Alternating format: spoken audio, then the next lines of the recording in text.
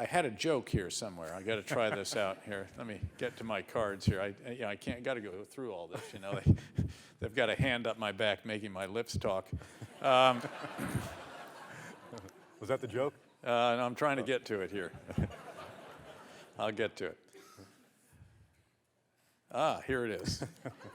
As a commander, I am frequently on the road and meet troopers from all over the country. During a recent trip, I had the opportunity to speak with a soldier from New Hampshire, and he shared with me a bit of New England humor. It seems that there were these 4 guys driving in a car together, one from Maine, one from Vermont, one from Massachusetts, and one from New Hampshire.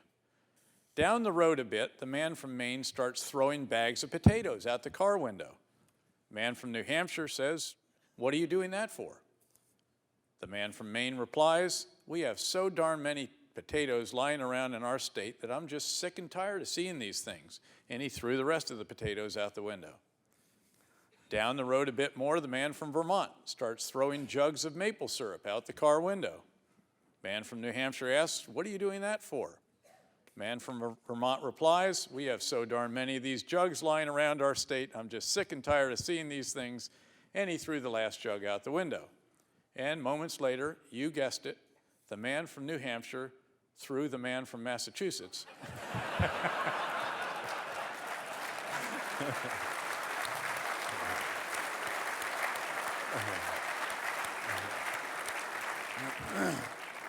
Well, thank you all for laughing, you know. Wasn't sure how that was going to go over. I guess we're in the right side of the boundary here. But you know, when you reach this station in life, you're only as good as the material they give you. So I appreciate your working with me. Quickly, I want to talk about your future.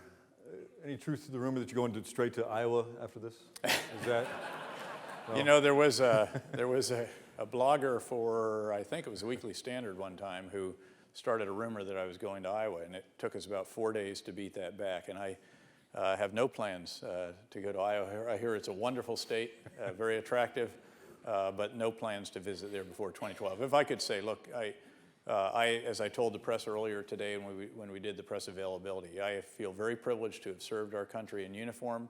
I'm honored to continue to do that as long as that service is desired. But I have absolutely no plans, no desire, and no willingness at all to seek any kind of political office in the future. I've tried doing Sherman-esque denials. You know, if you go back, people went back and researched what he said. It was quite blunt, shall we say. I've tried quoting the great song that country singer Lori Morgan used to sing, what part of no don't you understand? And so I just end up by saying no. Well, in politics, no has a number of different definitions. Not here. I must confess that I did not realize until with horror as I was coming up here that this is where presidential debates are conducted. No wonder. No wonder there was great speculation at the Gridiron dinner last Saturday night in Washington or whenever it was. This is a photo taken on the 4th of July, 2008, as it says, in Iraq. It was in Baghdad. It was in the headquarters of the multinational force Iraq. I was the commander at the time, and I was privileged to be the re-enlistment officer for the largest, we think the largest re-enlistment ceremony in our military's history. 1,215 great soldiers, sailors, airmen, and Marines. And they all have their right hand in the air. They are reciting the oath of enlistment. They are re-enlisting in our respective military services. And the truth is, we didn't set out to break a record. I've never felt the emotions, again, about our young men and women as we felt in that particular case. They feel part of something larger than self.